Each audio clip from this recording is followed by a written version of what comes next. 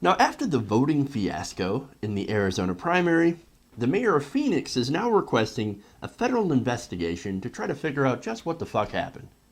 Now, I reported on yesterday that during the primary, there were lines of about 600 to 700 people, at least, waiting in a lot of these polling places. Now, according to this letter written to U.S. Attorney General Loretta Lynch, the mayor of Phoenix agrees that there was a huge problem. Throughout the country, but especially in Phoenix, thousands of citizens waited in line for 3, 4, and even 5 hours to vote.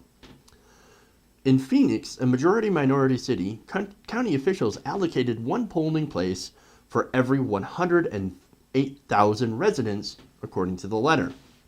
Now, this letter goes into how the ratios of polling places to people benefited white communities versus Latino or minority communities. Quote, the ratios were far more favorably in predominantly Anglo communities. In Cave Creek/Carefree, there was one polling location for 8,500 residents. In Paradise Valley, one for every 13,000 residents. In Fountain Hills, one for every 22,500 residents. And in Peoria, one for every 54,000 residents. Wow. That is disastrous.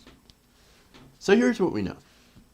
Now, the state, in order to save money, cut the number of polling places from the 2012 high of 200 down to about 60.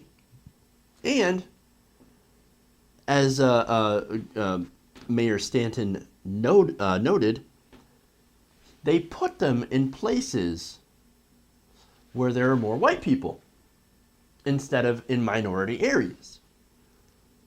So essentially, they disenfranchised poor people and minorities. Great.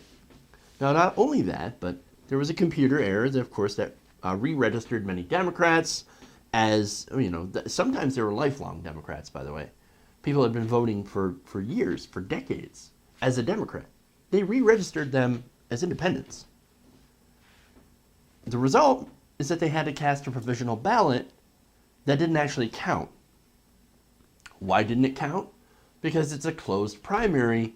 You have to be registered with a party. You have to be registered either as a Republican or a Democrat or Green to be able to vote in the election. If you're an independent, your ballot doesn't count. You can still cast it, but it doesn't count. You see, this is the kind of stuff that I dub electoral fuckery. Now, whether it's extreme incompetence or purposeful voter suppression I don't know. It's relevant, but I don't know. I personally think that it's a bit of a mix of both. For example, there were polling places that underestimated voter turnout, and so they ran out of ballots.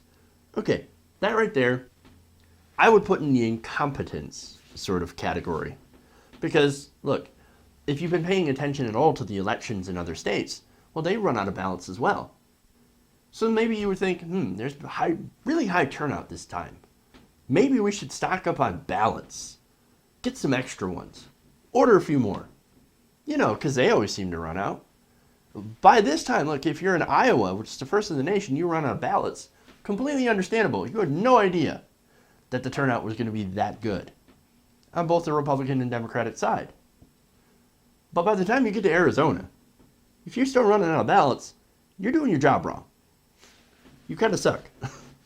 Anyway, then you often have to look at the software.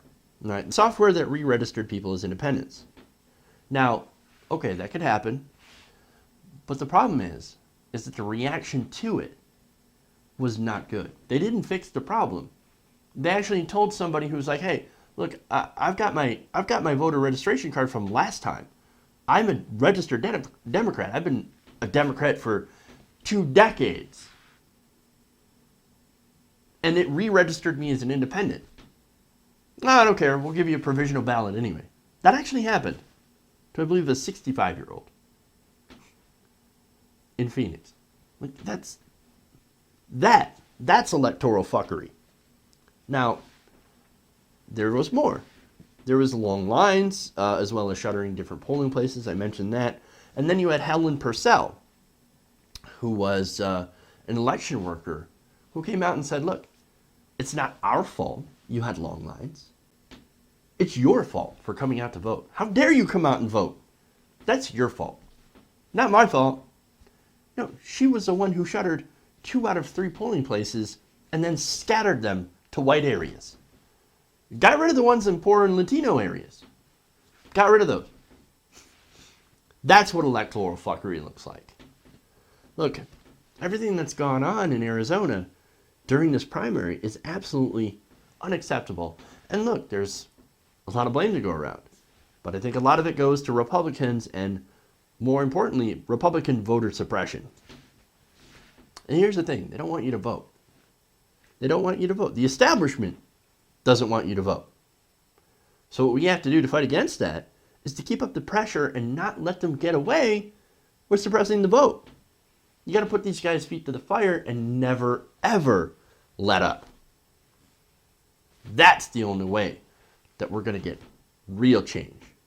We hold our politicians accountable and we fight back against the establishment, and we fight back against the rules, we fight back against voter suppression.